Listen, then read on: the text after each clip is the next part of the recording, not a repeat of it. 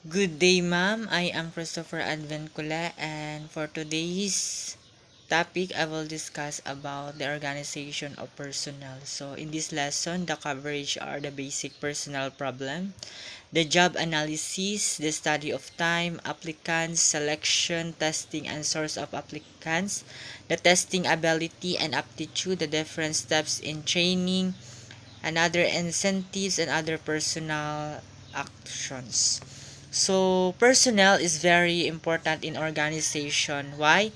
It is because they are the one who serve to the customer. So they are the one render service to the guests in hotel. So also in the organization personnel, there is a basic personnel problem. So the basic personal problem about personal is that the employer has work to be done.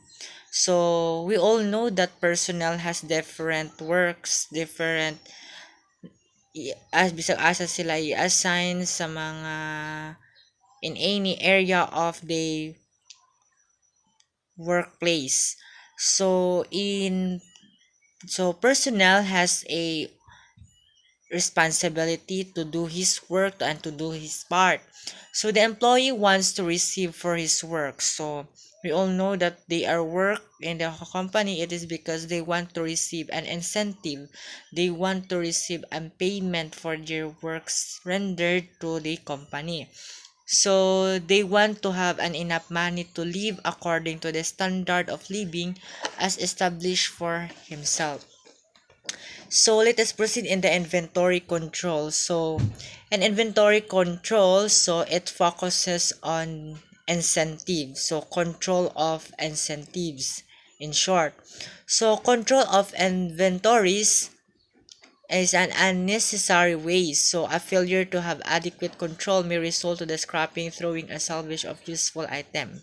So the importance of the inventory control is to have a control of different materials, to have a control in different machinery, different raw materials inventories in order to avoid waste and to avoid failurities.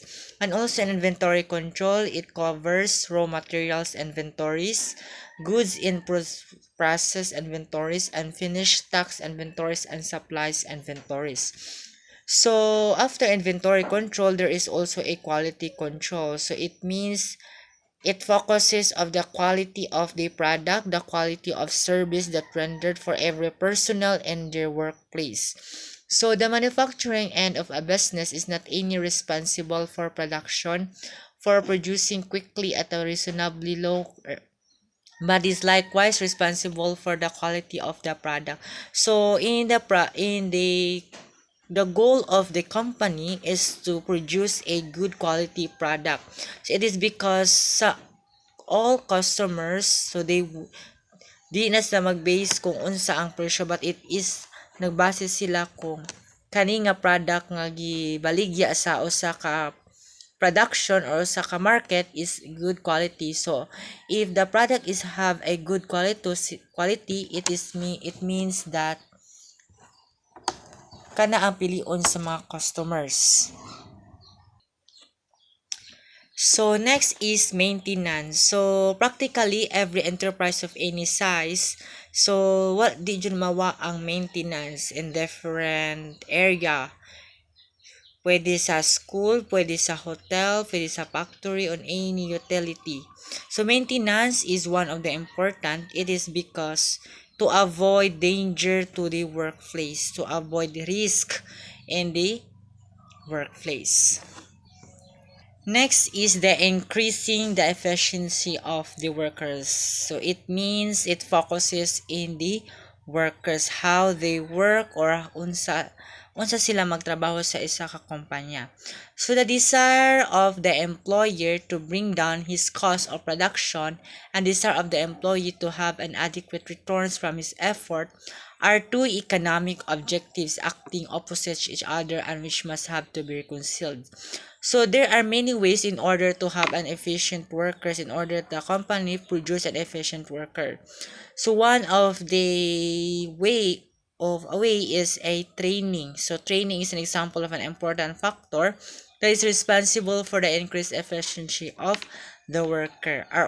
So if the worker undergo a training, so ma-enhance pa iyang ability, ma-enhance pa iyang knowledge about the different works, and then if he already trained, so pwede niya ma-apply ang iyang nahibaw-an sa training sa inig makatrabaho na siya sa usa ka kumpanya. So the personal function is involved with the relationship of management of employees and of employees among themselves in all matter except the cultural procedure process themselves. So it is important that the personnel and his or her function is to have a relationship of management. So in order to have a successful organization, in order to have a successful business enterprise, so one of the ingredients is to have a relationship between the personnel and the management, the workers into the management. So the direction and control of all human resources is called manpower management. So if we talk about manpower management, it is focuses on the human resource management. It's all about management who undergo training, who undergo the controlling in the organization. So kung sa mai-control ang mga workers or ang employees sa usa ka organization. So manager consists of putting right number of people, right kind of people at the right place, right time which they are suited for the achievement of the organization. One of the responsibility of a manager, he has an ability, he has an authority to para magdugang og mga empleyado. He has an authority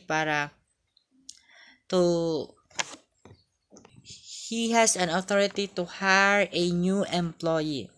So next is the industrial relation. So it is a term of aiming wide acceptance in present-day business organization and highlights the growing importance of labor management.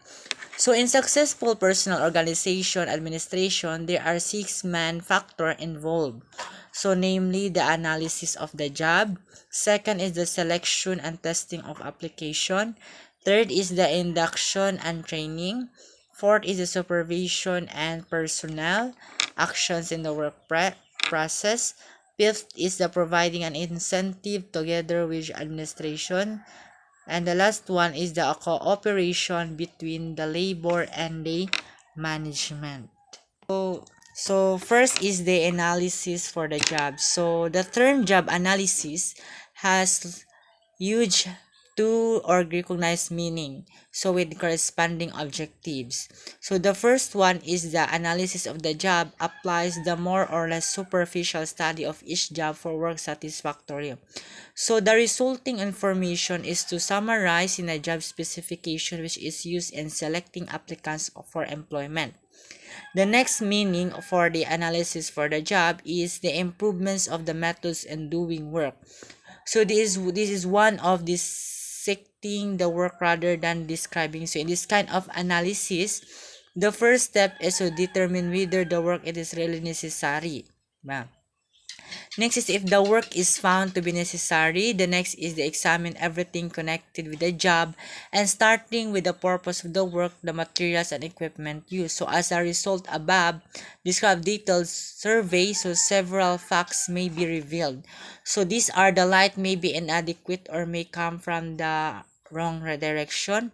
So the machine may be in poor condition or may be absolute. Next is the materials may not come in proper shape to work on, and the tools may be dull, not appropriate, and also there is a lacking materials. Then the worker may make many unnecessary motives which not only spend time unprofitably but likewise time him quickly, and the last one is the work may not be arranged to best inventory. So in this time study, the purpose of time study is to distinguish from motion analysis to determine the time required to perform each element in the operation. So if we talk about time study, so the manager study about time. Di study kung kaning product kanus ani siya mahuman pagama, so kaning nga product kanus ani siya mabaligya sa market, and that is the time study. So it is to provide the basis for comparing performance of the same job and establish a standard time for doing work. So let's proceed in the selection and testing of applicants. So if we talk about selection, ang pagpili sa mga applicants, and also if they are the one who are chosen, so they will undergo the testing of application. So the selection of persons best fitted to do the work involves finding the sources of desirable applicants. So the manager find a desirable applicants when there is a daghang mga aplikante. So one of the method that they undergo is the interviewing, testing, and choosing from those available the ones who most nearly have the required qualification. So in the company, so ang usa ka kumpanya, if gusto sila nga mo hire og new employees, so they are mo-release sila og mga qualification, ba? For example, they want a Filipino worker na 3 years experience, na ay limit sa edad, kung pila ang edad ilang gustong i-hire sa kumpanya, and that is the one of the example of the qualification. Next is the sources of applicants. So the science and art of employment and recruiting is not as highly developed in the Philippines as industrial countries. So sources of labor supply are opt to be fluid and variable. So the following may, however, be mentioned. So the first one is in the event yung openings, promotions, or other vacancy, the company should always look at present employees, diba? So if ang usa ka kumpanya is na ay mga job vacancy, so the company focuses on the present employees. So to find out ini would be kung kunsa nila ang ma-promote sa vacant job. So in the Philippines, newspaper advertisements are always effective sources. So if they want a new employees, so pwede sila mo post sa newspaper advertisement in order para ang mga applicant, they will know kung ang kumpanya is mudawat na sila og new employee or mag-hire sila og employee. So next is the Department of Labor has an Office of Manpower Service. So as an employee, we should know kung asa ta mo duol. So there are many departmental in the Philippines. So if you are an employee, so meaning adto jud ka mo duol sa Department of Labor and Department of Labor and Employment, or DOLE. So next is the selection procedure. So selection procedure involves a sequence. So if we talk about sequence, kanang sunod-sunod na. So there are different sequence of functions adapted in a given case for the purpose of asserting whether or not candidate possess of qualification called by a specific job.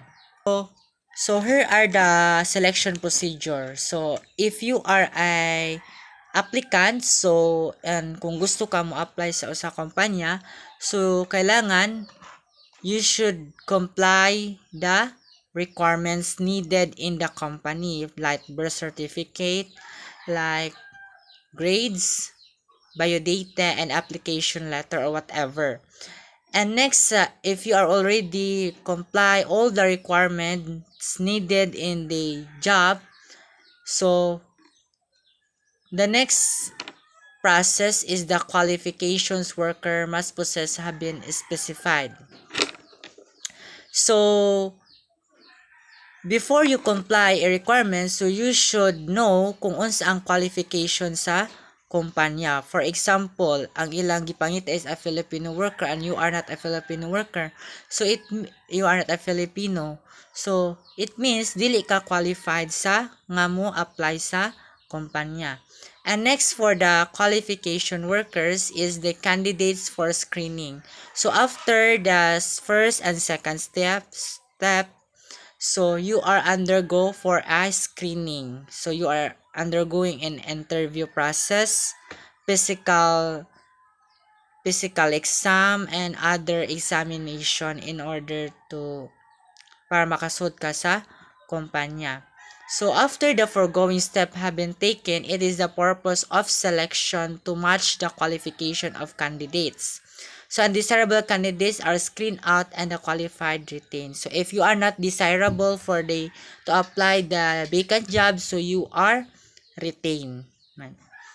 Next is the selection. So after the different process, so musunod dayon ang selection. So the selection of promising candidates from a group of applicants is not easy. It is because you undergo a different testing of ability and aptitude. In addition to the factors considered, so there are two other things. So whether the applicant has a disease.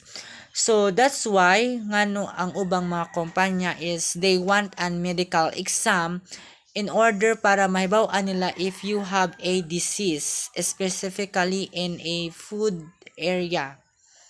So if you have if the result is out and na-find out nila nga you have any disease, so the tendency, so dili ka dawaton sa ilang kumpanya. But some of the companies, so di na sila mangita og mga medical examination. So the applicants present level of knowledge. So dili lang ang medical examination mag-focus ang kumpanya. So na ubang company, so they want and different tests like knowledge test, ability test, and intelligence test. So with respect to work contemplated, so this done through a different test. So personal administration has come up with a test which look into the second requirement. So kung ang first requirement sa ka kumpanya is katong mga papel, mga documents, the second requirement is the testing application. So first, the intelligence test that masukod ang imong knowledge, the aptitude test, the vocational interest test, and proficiency test, and the personality test. Okay, for the intelligence test, so intelligence tests are useful but a tendency to be overrated. So the tests are highly technical instrument, advantage of value only to those trained in their use of interpretation. So for instance, we have the following example. The aptitude test. So it is important where no occupational ability is expected at the outset. Such ability will be acquired through training and experience on the job. So for the aptitude test, so ana matest imong ability. So kanus ang matest ability? So when you undergo a training and your experience on the job. Next is the proficiency testing. So in the other hand, that determine whether or not the applicants possess the specific capacity, ability, and skills required in the job. And the last one is the aptitude test. So in a nutshell, therefore, the process of employing personnel may be summarized in a step-by-step process. So if you want to apply in different organization for an employment, so you should follow the step-by-step process. So dili pwede nga mulat ang ka, di ba? So the first one is the filing up application form. So all company, kung mag-hire ang kumpanya, dili jud mawa ang mga application form. So you should fill up the application form before you proceed and next step. which is the giving of test. So dili ka maka-test if you are not already fill out the application form that given from the company.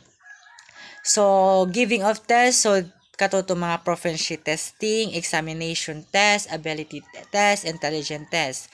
So, after nga makapasar ka na nga mga test sa kumpanya, so you will undergo the next step, which is the interview of the selected applicants. So, if makapasar na pod ka sa interview, then you will proceed in the physical examination. So, dili pasabot nga nakapasar na ka sa interview is makasud na ka sa kumpanya. But, next is you will undergo first the medical or the physical examination.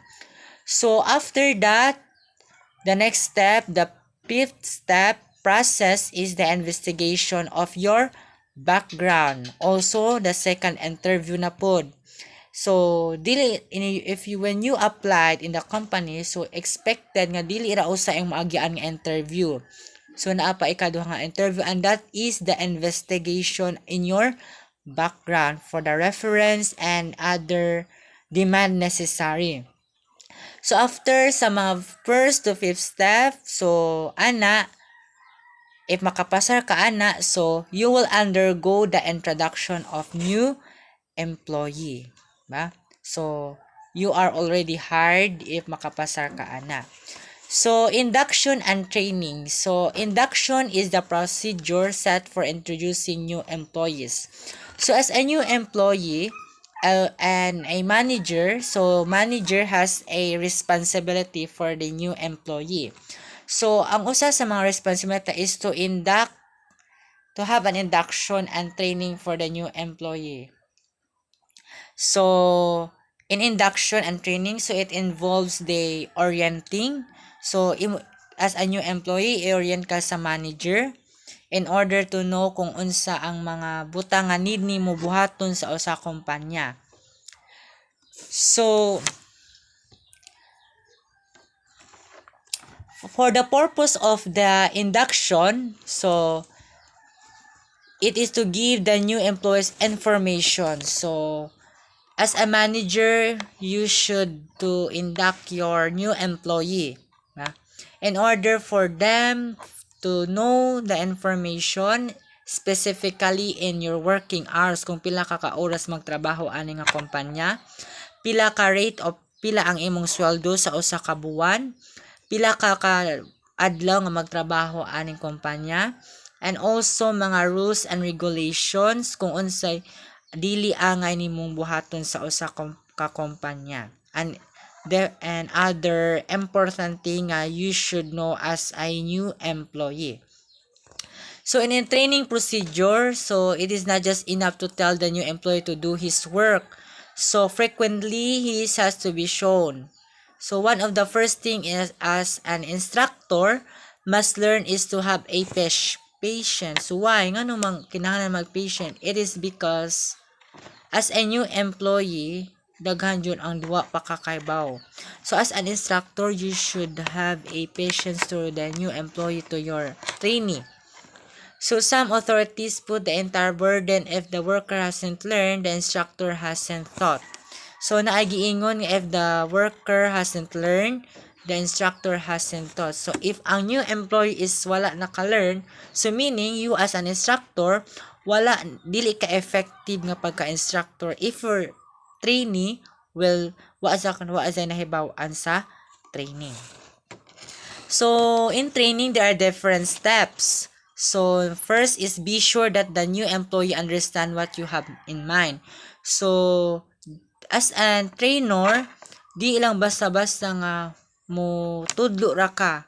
So dapat your goal is para makahibaw ang trainee sa imong gitudlo. Next is show him carefully what you want to be done. So using patience, going into detail. So as an instructor, kailangan ma-feel sa training he or she is comfortable. Ba? So in order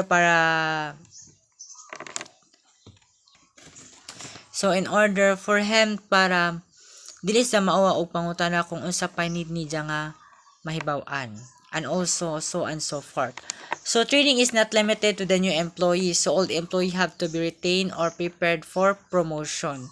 So as a new old employee, so if ang kumpanya is nag-hire na ang new employee, so ang old employee expected nga ma-promote na sad for another job vacancies for another position. So there are different types of training. So training may be on the job. So usay pasabot ng training job. So OJT, so on the job training. So this kind of training is essentially to the job of supervisor. So kasagaran ani ang mukandak og ang mga trainee ani is ang mga fourth year college student or mga graduating students sa college. So on the job training. So also training may be apprenticeship. So we all know that we are familiar in apprenticeship. So formal and established apprenticeship procedures would include occasional lectures and classroom training. So in some cases, the company may send employees for training to trade schools and colleges. Non-degree short courses such as those used for supervisory or executive development. Also, naapoy gitawag og internship training. So this is refers to a joint program of the schools and business and corporation. Also, there is also learner training. So during periods of heavy demand for and short supply of semi-skilled labor, industry is faced with the task of training agri hands-on earners. So there are the following functions of supervision. So okay, next, so the supervisor gives help encouragement to any worker who may need it. So the supervisor sees that the work is applied to the worker when as it is needed. And also we will proceed in the wage administration. So wage administration is an integral part of the work personnel administration. So employee must be paid according to their performance. So in other company, so bisan o kanang wala ka nagtinarong, so if for example your monthly salary is 2,000, then pero sa ubang kumpanya, if you will they will base on the performance of the workers, specifically in the hospitality industry. So if gamay kag if imong sweldo is gamay, so it means wala ka nagtinarong sa imong trabaho. So a satisfactory wage should conform to certain characteristic. So number one, it should be such a maintain the standard of living with the employee. It should be within the capacity of the company to pay, and it should not cause the company to go into the bankruptcy. So for the incentives, so there are activities, and these are the extra payment of time work. So extra payment is include the extra pay perform. So for example, ni duty ka og holiday. So if imong sweldo is 6K, if you ni duty kag sa usa ka buwan, ni duty kag sa katong holiday, so and the holiday payment is dugang og 200, so imong sweldo is nahimo lang 6,200. And also the overtime pay, and na-include ang overtime